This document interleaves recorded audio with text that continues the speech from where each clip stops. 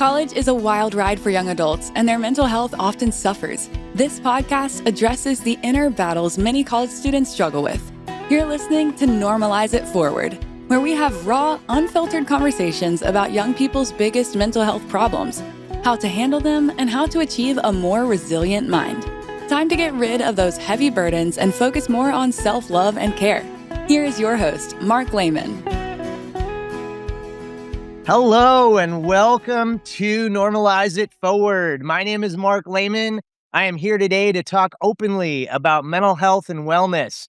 I am super excited to be joined by Matt Domyancic. Matt, how are you today? I'm doing great. Thank you so much. Awesome. Thanks for being here. Really appreciate it. Matt is a former police officer, wellness coordinator, strength coach, and advocate for the mental health and well-being of first responders and veterans. Matt may actually do more than I do in his day. I'll have you know, I'm reading through this and thinking, wow, he is busy. During his law enforcement career, he served in patrol, SWAT, peer support, and as a full-time academy instructor, specializing in fitness and officer survival. He later became the wellness coordinator for the Fairfax County Police Department, where he helped pioneer programs focused on strength and conditioning, performance psychology, nutrition, breath work, and stress physiology, long before officer wellness became part of the national conversation. At the same time, Matt also worked as a strength coach at Yale and Georgetown universities and served in campus ministry for student athletes. After a serious medical journey forced his retirement from policing, Matt moved to LA to pursue functional and integrative healthcare, an experience that deepened his commitment to holistic healing and resilience. Today, he provides confidential support and mentorship for veterans and first responders, facilitates outdoor retreats, and leads workshops on mental, emotional, physical, and spiritual wellness. His work also focuses on helping bridge understanding between the civilian community and those who serve. Matt holds master's degrees in forensic science, sports psychology, and pastoral theology. Once again, Matt, welcome to the show. Thank you so much, Mark. Really appreciate it. I'm not sure where to start, Matt. You've done a lot, and you continue to do a lot. As we were sharing a few moments ago, my audience is made up of mostly young adults. Many of them are in college and their parents. And, so for me, when I'm reading through your bio and thinking about all the things that you've done, wellness keeps jumping out, the word wellness, and really being able to promote that as you have over the years to so many different people. Matt, big question, but what does wellness mean to you? Wellness to me is very holistic, and I'll try to make it concise. I do care about mental, emotional, and spiritual health.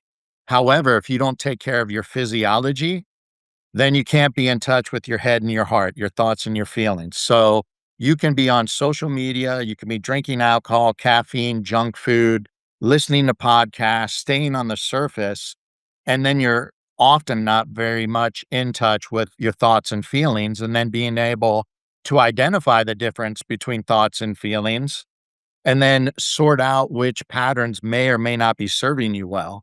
So I think we need to calm down our physiology, take our foot off the gas, as I say, and then look at how to self-reflect on our thoughts and feelings, and then hopefully have some values defined so we can reflect on our interactions during the day. What people, places, things, and activities are perhaps moving me more towards the best version of myself, or what things might be distracting me from being in touch with my true self and my heart and my emotions, which we don't talk about a lot in this society because that's woo-woo or whatever. Mm-hmm. And so many people are online acting like it's about being happy all the time and everybody's lives are so perfect, when the reality is we need to seek to find meaning and purpose even in our adversity and our struggles, because it's coming to everyone.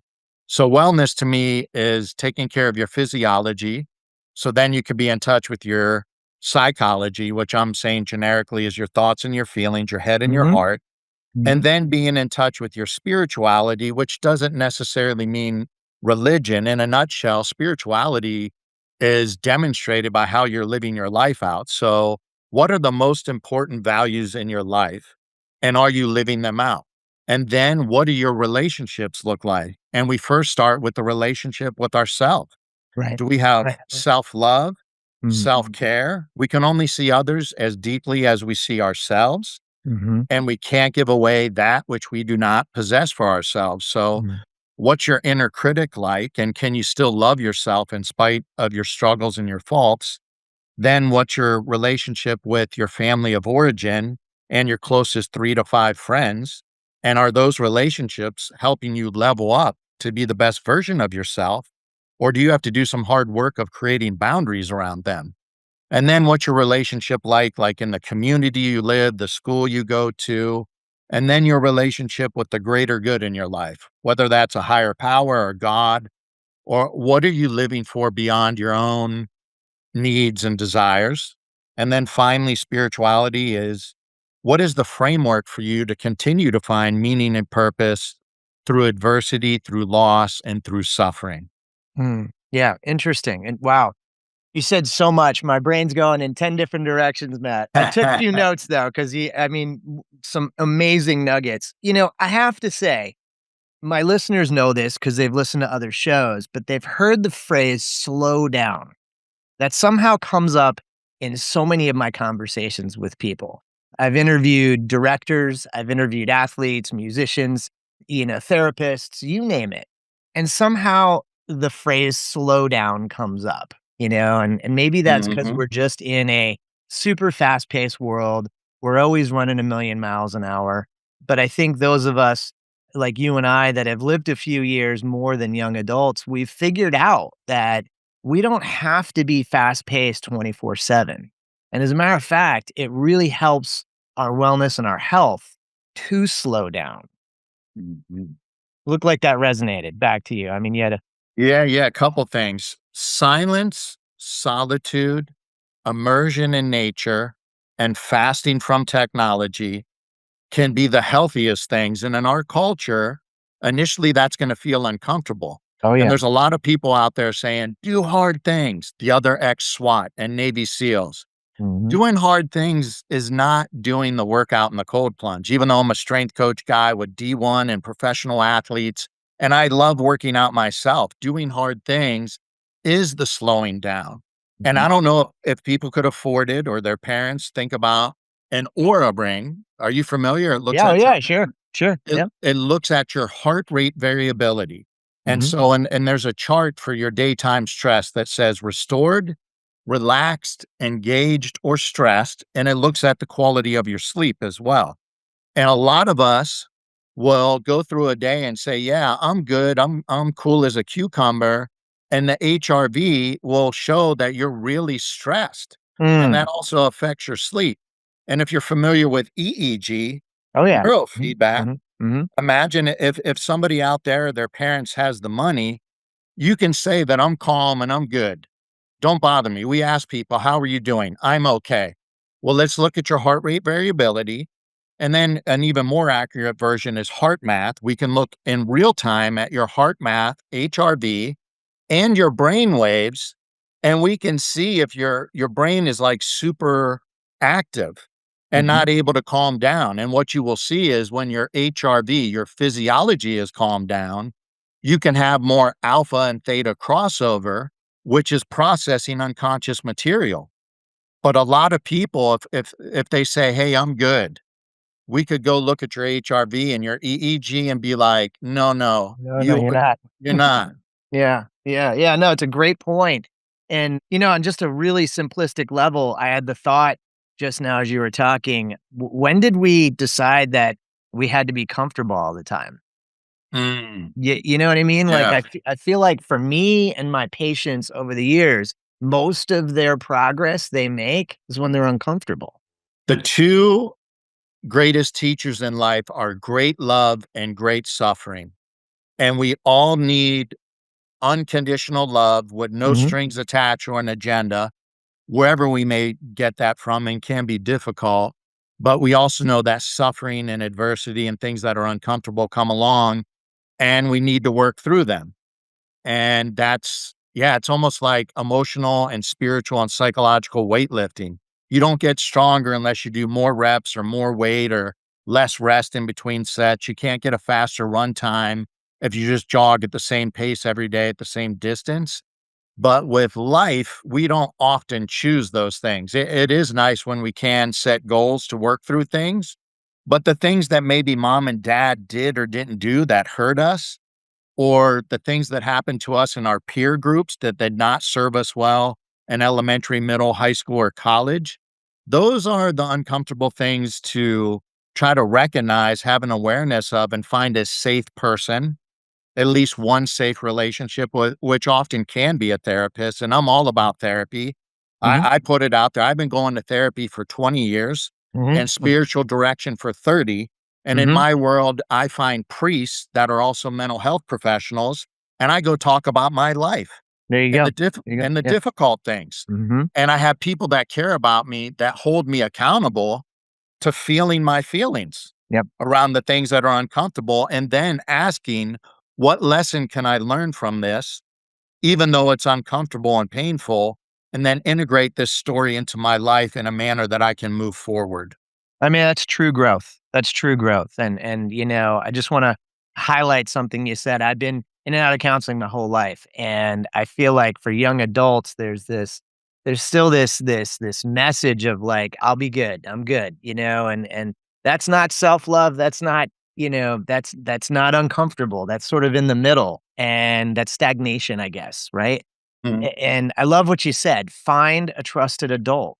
Couldn't be a better message to me for young adults out there that are struggling. Find somebody that you trust and find somebody that you connect with. Could be a therapist, could be a coach, could be a teacher, could be an RA, could be an RD, could be lots of different people. But I think the one no-no is nothing, not doing anything, right? And just sort of keeping that all in. Because we know by statistics that just makes things worse. Can I Mhm. ask, you were touching on it before, and I wanna shoot into it, for a minute. You were touching on the topic of fitness. How does Mhm. fitness fit in your opinion, to wellness? Everything works together, like I said, the physiology and the psychology. There's more information out there than there's ever been on fitness and nutrition and taking Sure. care of ourselves. However, we are more obese than ever, and we have more mental health problems than ever. And I would say that fitness is important, even if it's whatever you're doing today is a little bit more than yesterday, but not looking for perfection, because this is another problem. I need to do this or that perfectly, and then seeking perfection causes procrastination.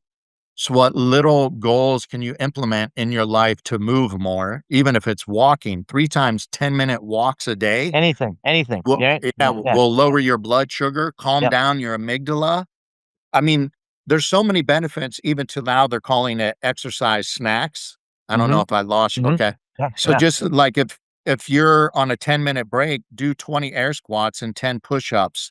But also don't get hung up. And this is where there's a lot of these athletes in the SWAT and the Navy SEALs out there that are saying, do hard things and crush it and work out so hard.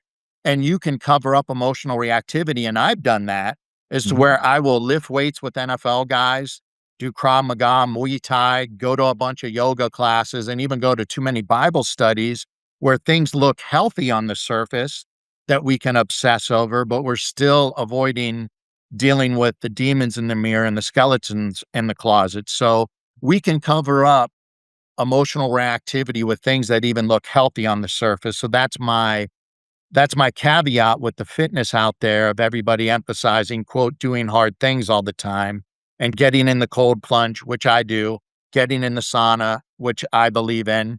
But if you're doing these things for external validation versus my intention is to grow mind, body, and soul and take care of myself, and I'm not doing this for other people to see me on Instagram or TikTok working out or cold plunging. I'm doing this to invest in myself. And it's Yeah. part of my self love. And everyone out there, you are loved, you are sacred and precious and deserving of all the love in the world. And we're in a very difficult culture to get that unconditional love, because so much of it comes from wanting it from external sources and living from the outside in versus living from the inside out. And I don't want to go too far, but to throw out, a lot of people have what is called a father hunger or father wound, and it's really bad for males. And I'm not blaming any dads out there. They do the best they can with what they got. But if a man or a young man doesn't get the nourishment, and I know we just jumped from exercise, but the nourishment and the Yeah. affirmation Mhm. to be what's cool is to be who you are and follow your heart and your passions. Then they end up seeking it in ways like trying to get jacked or buff or bragging about how much you drank or manipulating and using and conquering women. Like these Mhm. are the unhealthy things that happen when you don't have a healthy father or mentor or elder. So I threw a lot out there, but hopefully it That's makes okay. sense. It's a great point. It's a great point. And, in a former life, I suppose I could say I coached my son's baseball team. I think I counted 19 seasons, long time. And, I would see dads on a regular basis, didn't matter how old the kid was, doing these things. And it always bothered me because to me, the question I tried really hard as a dad to ask when a game was over is, how'd it feel? How'd it go? Did you have fun? Did you enjoy yourself? I honestly didn't care who won, who lost, because to me, the memories I got from having those conversations were so much more memorable. And your point is excellent. I think as dads, I do want to call out dads. I do think it's important that we do that and that we do get parents to recognize your job is to help nurture your kids. And if your kids are being pushed, and there's very little of that nurturing, they're going to find, to your point, lots of other unhealthy ways to feel good about themselves. I think that phrase self love is so huge because, as you said, and I see it all the time in my office, if someone's not loving themselves, it is literally impossible for them to have good relationships. Right? So, I mean, fitness, just to bring it back, fitness is certainly one really good way. You're really in touch with lots of different wellness things for people to do, and I'm curious if you're to go back and Matt, talk to your college age self and give yourself some advice to say, "Hey, let's focus on some self-love. Let's do some things for you." What would you tell yourself to do? Train smarter, not harder. Ooh, So, that's a big one. That's a big one. Yeah, yeah. I so see that all the time in the gym. My goodness. yeah, I've had overuse injury. So I started working out hard in sixth grade, started Okay. eating strict in seventh grade. And even though I had a mullet, I was just this big in high school, 5'10", 230, jacked with a mullet.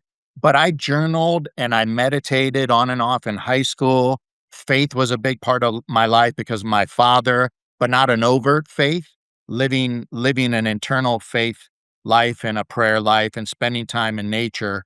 But I wanted to crush it for football. I wanted to, and I got to play college football, but I trained so hard. I did not focus on sleep, stay up late studying, doing 3 different workouts, thinking that more was better. Mm, And so I would have trained smarter, not harder. And even though I did contrast therapy in college, cold shower, sauna, I did everything. I had a problem with moderation. mm, And I wish I would have invested more in some other relationships. Now, mentors and elders and my college football buddies were very important. And I reached out to professors that I wanted to have discussions about how to grow as a person. So I was pretty into that stuff because of the way my dad set things up. I could talk about my dad forever. And when I was young, if I wanted to get good at something, well, here's a mentor. And in seventh and eighth grade, he had me working out with the high school football team. In wow. seventh and eighth grade, he signed me up for high school baseball camps. You're good enough to compete with kids your age. The only way to get better is to compete with people that are better than Older you. kids. Yeah, right. Um, and then he sent me to a Coast Guard station, I remember once in Pittsburgh, and I didn't on a weekend, and this guy interviewed me, and then I get home, my dad's like, "You didn't shake his hand hard enough. You didn't make eye contact here." So my dad taught me a lot of things when I was young. So I naturally was trying to work to get better at a lot of things and not just sports, but I overemphasized football and I trained way too hard. And then my real senior year, I ripped the medial head of my calf in half right after I had 21 tackles and 3 quarters in the opening season game as a middle linebacker. My And then I goodness. missed that whole season. And part of it was my calf, for sure. I had torn fascia in my quad and was pulling the groin off the bone, all from overtraining. And then I will admit, and maybe I am blessed that this happened at a younger age. I had quit drinking for a year because I wanted to focus on trying to get to the NFL. I had always gone to church and prayed and thought I was doing the right thing, but it was a very immature faith of make me better at football, get me through this hangover, I'll never drink again, help me get a good grade on this test. And I made out with 2 different girls in 1 week, which might be common, but it wasn't based on how my dad raised me. And Mhm, I also used testosterone to try to heal my calf for 2 weeks. mhm, And I realized, wow, a longer story short, I realized I had started drinking with a friend of mine who also got suspended that year for testing positive for steroids. We were mm, drinking out of depression, not to have fun. I wouldn't mhm, have known the language back then. And mhm, even me fooling around with 2 different girls was like mm, self-medicating pain. mhm, And I had never smoked weed. I didn't use drugs, very rigid, straight arrow guy. And I'm like, I'm using testosterone. And I had powerlifting and high school awards for football and was great at my level of college football. And I'm like, wow, if I get caught, people are going to think in part it's because I've been doing testosterone the whole time. And mhm, also, wow, I had appropriate guilt for the values my dad and my faith background raised me in. You shouldn't be making out with 2 different girls and mhm, drinking to mask pain. So at 20 years old, and the injuries were from overtraining. So this ties mhm. into your question, Yeah, training way too hard. And I yeah. realized I had made football my God. Mhm, And I mhm, said, man, I woke up, I threw away the testosterone, quit drinking, quit chewing tobacco. mhm, And I said, what is it like to really give your life to God? And it doesn't have to be for God for people out there. What is the greater good? What is the greater purpose of your mm, life? What mhm, is the greater love that you have to offer yourself and everyone else for the rest of your life? mhm, And so my injuries and my pain, and then me self medicating my pain with fooling around, drinking, and then trying to heal myself with testosterone turned into, kind of me hitting my rock bottom mhm, and being like, something's got to change. And life is not about doing everything to the extreme. And how can I have more balance in my life with my head and my heart and my service to others? mhm, mhm. No, it's an amazing story, and I think lots of young adults can, I'm sure, there will be details in that story that resonate because I think to a large degree, there's a lot of kids out there that do that, and they avoid, they avoid, they avoid, and they know on some level things aren't going well, or they're depressed, or they're super anxious. They could use some help, and they just don't know where to go for it, or they're not looking for it. And to your point, perhaps they make the weightlifting room or a sport their main focus. And I try to get kids that I work with to understand, hey, look, no matter how good you are, I've worked with, college and pro athletes over the years. That's going to end. At some point, that's going to end. And hopefully your life will continue many, many more years afterward. So the focus of figuring out how to love yourself, I think, is huge. And honestly, I think everybody defines that a little bit differently, whether it involves religion or spirituality or fitness or some other type of wellness. You're certainly a person that can speak to a lot of different types of ways in which people have assisted themselves and gotten there. I'm curious to pivot though, because you've done so much work with first responders, and I think I'd be upset if we finished and I didn't ask you more about it. I guess I want to understand some of what number one they go through, because not being a first responder, I can try to understand that, but certainly very cursory. And two, I really would love for the general public listening to understand some of the emotional ramifications that first responders endure. Can you speak to that a bit, Matt? Yeah, yeah. So first responders are immersed in the suffering of humanity and their communities every day. And in the police and fire academies and in boot camp for the military, we do not talk about post traumatic growth. We do not talk about, hey, you might have some childhood wounds. So for people out there that haven't heard of ACE, adverse childhood experiences, veterans and first responders often come from a background of a lot of childhood suffering. And for different reasons, they hypothesize because I suffered, I want to do good for others, or Mm-hmm. because I suffered, I know how to deal with pain, or because I suffered, I'm used to being around suffering and it's my comfort zone. Just like a lot of unhealthy friendships and romantic relationships for people are trauma bonds. They're Mm-hmm. not good for you, but that's what your comfort is because that's what you came from. So when you go to war, and I know you asked about first responders, but our combat Mm-hmm. vets, much like our first responders, very often are getting their unconscious wounds scratched by being around all of this other suffering. And what is role modeled is go drink some beer and sleep with somebody you shouldn't sleep with, or buy a new toy, a new motorcycle, a new truck, a new car, Mm-hmm. and drive hard and ride fast and live it's very ego oriented. Mm-hmm. And it's a ton of self-medicating, numbing, and distracting ourselves from the pain that we're seeing in other people. And when you're a cop or a firefighter in the middle of a scene, you can't be in touch with your emotions because you're trying to just the facts. I got to try to save their life or resolve this problem. And I got Mm-hmm. 5 more calls pending. So you Mm-hmm. stuff it. And if we were looking at HRV or EEG all day long, the cops or firefighters get really good at dealing with chaos, but that doesn't mean that your cortisol and adrenaline's not through the Right. roof, which is Going up, get up. suppressing Of your course. other hormones. And if somebody's interested, operator syndrome is a new phrase that they're using for the totality of all the stressors and how it's affecting your physiology.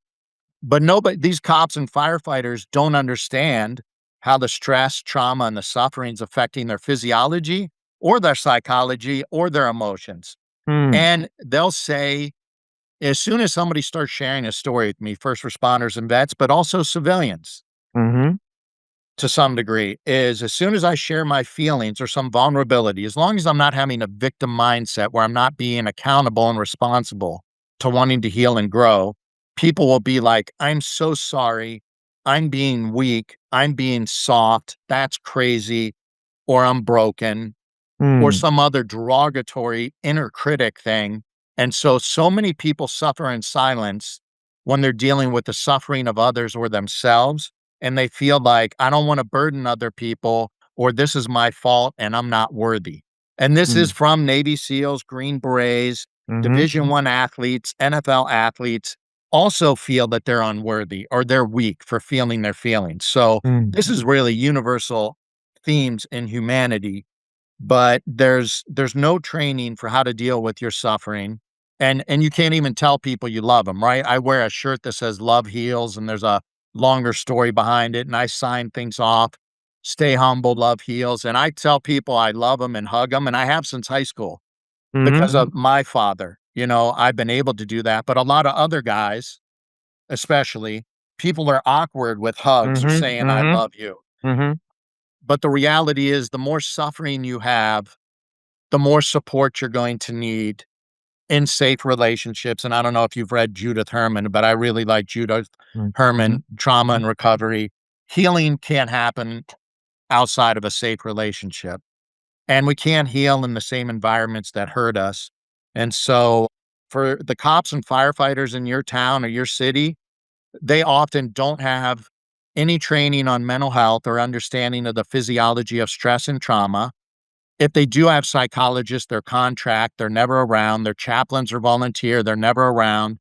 They show up after a horrible incident and say, "Are you okay? Or can I pray for you?" And the cops and firefighters are like, "I don't know you, and Mm. I don't know if Mhm. you really care about me." Right. And that's like waiting until we have a mouthful of cavities before we go to the dentist as Right. well. Right. Wait until you have PTSD, addictions, or you're suicidal and on your third marriage, and can we help you? And also, there's something called cultural competency. Mm-hmm. They will not trust a lot of the therapists or the clergy or the peer Sure. support people because they're like, you don't know what it's like to be a real cop or a real Right. firefighter. Right. And sometimes that may be true. Mm-hmm. Or you come in and you be humble, Mm-hmm. like whatever your role is, and how can I support you? And tell me about your life, where our culture is filled with mental health professionals, clergy, spiritual coaches, and influencers that have a solution for everybody's problem before they Right. even hear their life story. And every one of us is going to have different things that work. There's no one size fits all for how we heal and we grow and we do the journey of self discovery. And so, people that do a lot of talking and tell you how to fix your life, or this is the right way to work out, the only right way to eat, the only right way to approach mental health, that's a red flag. And that's Yeah. often the people that show up to help the cops or firefighters. They do not have good mental health resources, and it's so stigmatized for them to ask for help.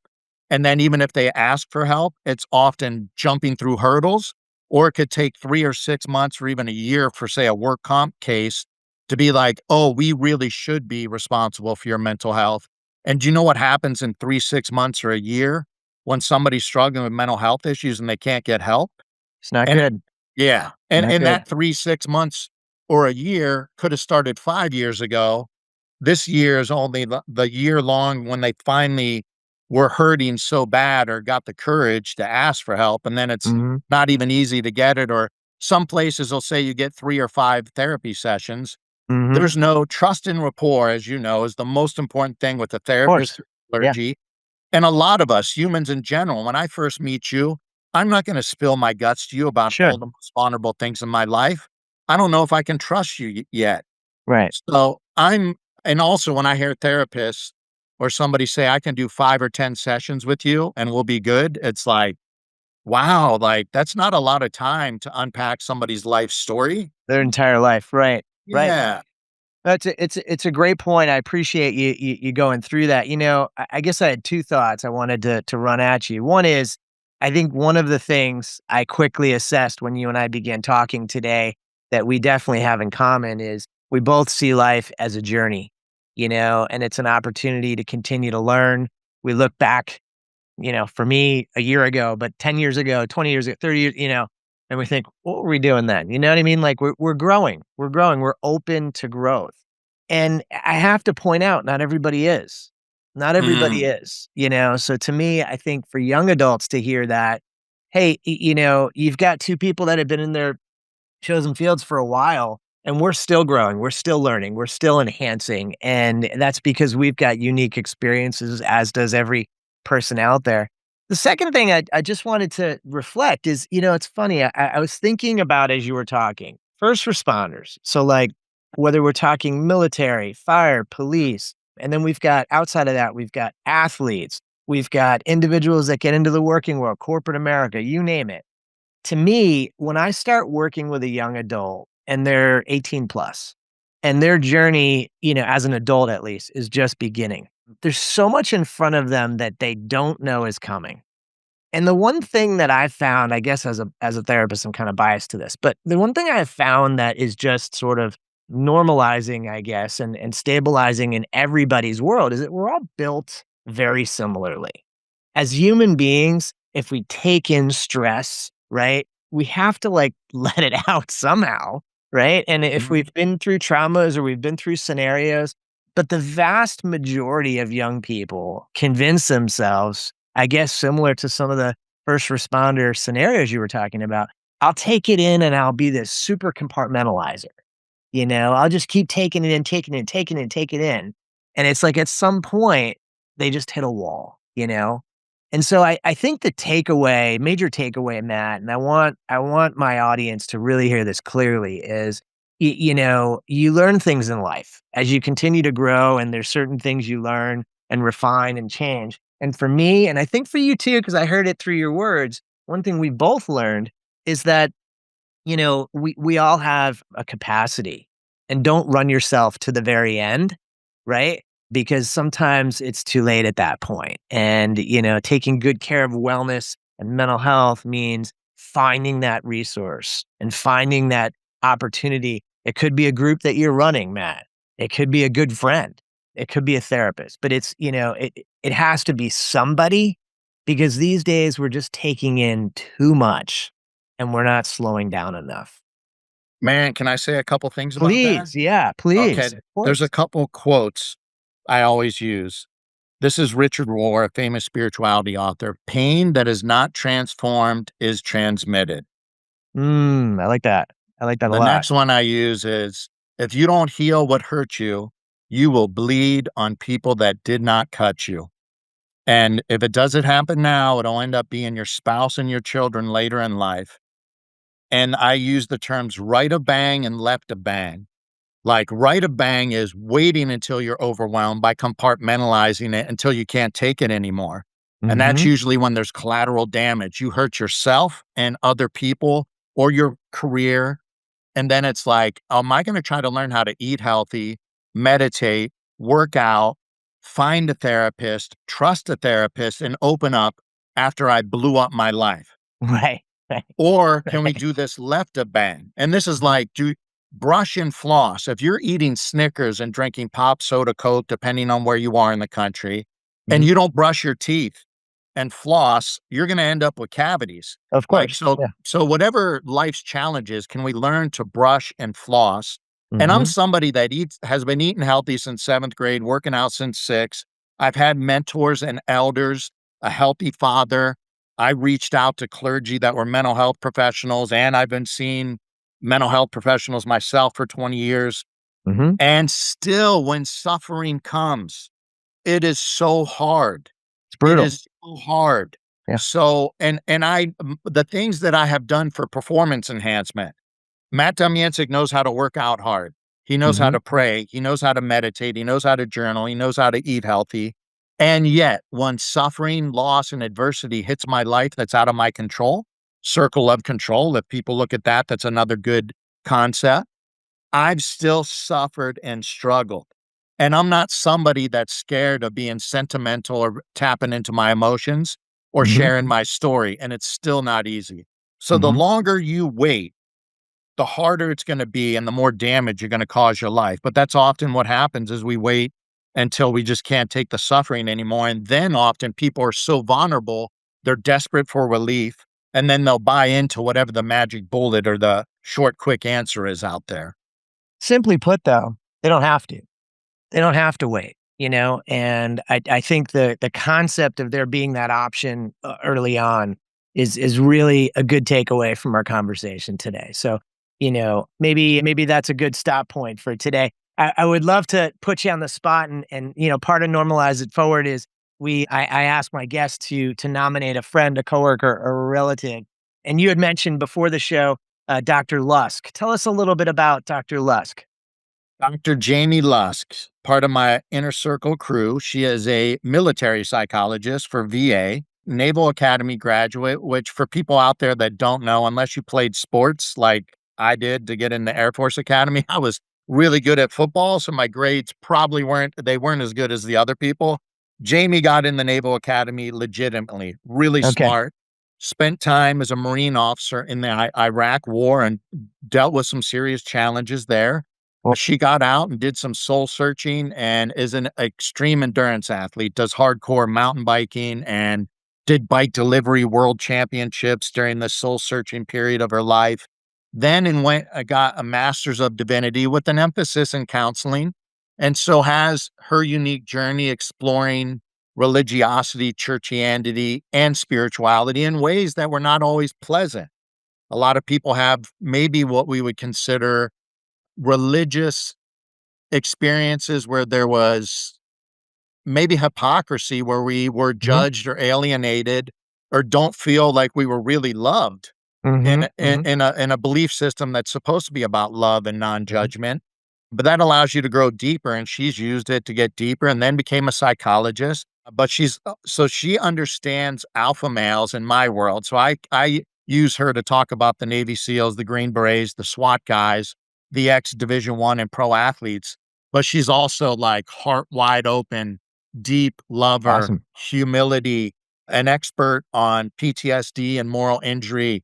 And even though she's got this big heart, she also knows research. And if you bring up a topic, she'll drop all these different research articles. And by the way, she writes a ton of good articles on Psychology Today, on Oh, a lot great. of, yeah, Yeah, yeah. So super. Dr. Jamie Lusk. So she's somebody out there in this world of influencers with even mental health professionals and spiritual type people or mental health advocates acting like gurus and experts and very prideful and egotistical, I believe. You have somebody like her that's not on Joe Rogan or front and center Mhm. on Instagram doing selfies that I Mhm. trust more than almost anyone That's when I awesome. need to lean on somebody personally to hold me accountable or to talk about a situation with somebody that's in need. So, That's great. That's uh, great. That's great. yeah, she's Well, awesome. I will get her contact info offline from you. I look forward to having her on the show. Sounds like she'll be an amazing guest. And I just want to say, Matt, I know you're super busy. I really thank you so much for your time, your energy, just your viewpoint. I think your viewpoint is really healthy, and you've clearly done a lot of your own work. You've helped a lot of people. You're also from back our way when you were at Yale. So next time you're out this way, call me. We'll get a pizza in New Haven, and we'll chop it up a little bit, okay? Excellent. Awesome, Excellent. awesome. Thanks again, Matt. You have a great day. You too, Mark. Appreciate Thanks. it. Bye-bye. That's all for this episode of Normalize It Forward. May this conversation serve as a reminder that you are never alone in facing your mental health struggles. There are always people who can help. To dive even deeper into our journey of normalizing one of the biggest issues young people face, check out more episodes of the show at youareheard.com. It's UAREHEARD.com. Continue gaining access to the right tools, the best resources, and the most insightful advice to achieve positivity, mindfulness, and genuine happiness.